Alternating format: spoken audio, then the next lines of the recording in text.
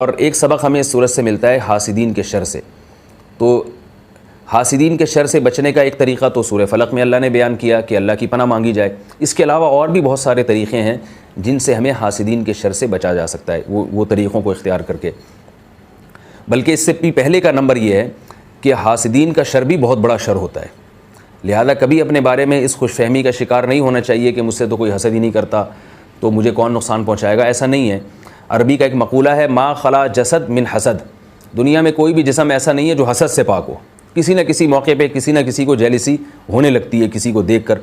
تو آپ کے پاس اگر کوئی نعمت ہے تو عین ممکن ہے کسی کو کوئی اس نعمت کو دیکھ کے خوش ہو اور آپ کو دعائیں دے، اور کوئی اس نعمت کو دیکھ کر جلنا اور کڑھنا شروع ہو جائے اور آپ کو نقصان پہنچانے کی کوشش کرے۔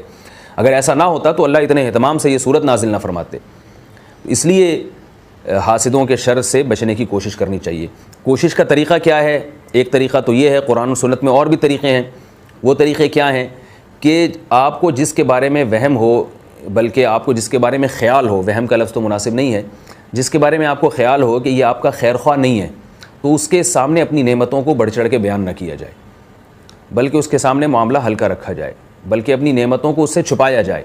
اللہ نے آپ کو اگر دولت دے دی ہے، آپ کی اچھی تنخواہ ہے، آپ کے کاروبار میں پروفٹ زیادہ ہو رہا ہے، تو ہر شخص کو نہ بتائیں آپ۔ کچھ لوگ تو ہوں گے جو آپ کے اس پروفٹ کو سن کے خوش ہوں گے، کچھ ہوں گے جو جلیں گے، پھر آپ کو نقصان پہنچانے کی کوشش کریں گے۔